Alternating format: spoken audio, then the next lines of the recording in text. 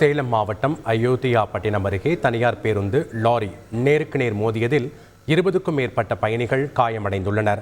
இது குறித்த கூடுதல் தகவல்களை செய்தியாளர் தமிழ்ச்செல்வனிடம் கேட்கலாம். வணக்கம் தமிழ்ச்செல்வன், இந்த விபத்து தொடர்பான முழு விவரங்கள் மற்றும் காயமடைந்தவர்களுடைய நிலை என்னவாக இருக்கிறது? சேலம் மாவட்டம் அயோத்தியா பட்டினம் அருகே உள்ள தேவாங்கர் காலனி பகுதியில் சேலம் அரூர் தேசிய நெடுஞ்சாலையில் அரூரில் இருந்து சேலம் நோக்கி வந்து கொண்டிருந்த தனியார் பேருந்து சேலத்திலிருந்து அரூர் நோக்கி சென்ற ஈச்சர் லாரியின் மீது நேருக்கு நேர் மோதி விபத்துக்குள்ளானது. இந்த விபத்தில் அதிர்ஷ்டவசமாக பேருந்தில் பயணித்த 20க்கும் மேற்பட்ட பயணிகள் லேசான காயங்களுடன் உயிர் தப்பினர். பேருந்து மோதியதில் ஈச்சர் லாரியின் முன்பக்கம் முழுவதும் சேதமடைந்தது.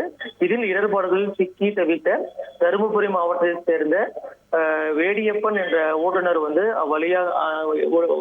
அந்த பேருந்து இந்த லாரியிலிருந்து சிக்கிக் கொண்டார். பின்னர் அந்த வழியாக வந்த சக பயணிகள் மற்றும் வாகன ஓட்டிகள் அந்த ஓட்டுநரை மீட்கும் பணியில் முயன்றார்கள். இருப்பினுமே இடர்பாடுகள் அதிக அளவில் இருந்த காரணமாக இடர்பாடுகளில் சிக்கிய வேடியப்பனை மீட்பதற்கான பணியை மும்முரமாக மேற்கொண்டனர்.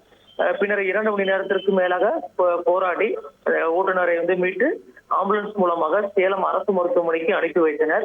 இந்த விபத்து காரணமாக சேலம் அரூர் தேசிய நெடுஞ்சாலையில் 2 மணி நேரத்திற்கு மேலாக போக்குவரத்து பாதிப்பு ஏற்பட்டது.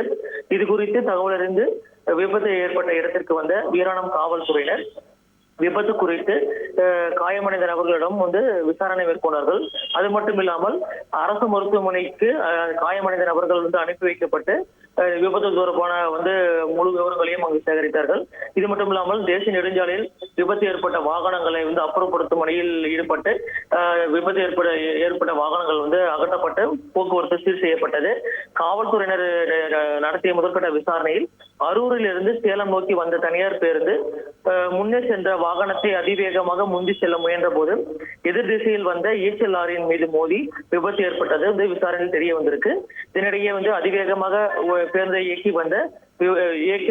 விபத்தை ஏற்படுத்திய ஓட்டுநர் மற்றும் நடத்துனர் அந்த விபத்து ஏற்பட்ட இடத்திலிருந்து தப்பியுடைய நிலையில் இது தொடர்பாக காவல்துறையினர் விசாரணை மேற்கொண்டு வராங்க. இந்த விபத்தில் லேசான காயங்கள் ஏற்பட்ட நபர்கள் சேலம் அரசு மருத்துவமனையில் அனுமதிக்கப்பட்டு சிகிச்சை பெற்று வருகிறார்கள். நன்றி தமிழ்ச்செல்வன், உங்களுடைய தகவல்களுக்கு. செய்திகளை உடனுக்குடன் தெரிந்து கொள்ள உடனே சப்ஸ்கிரைப் பண்ணுங்க.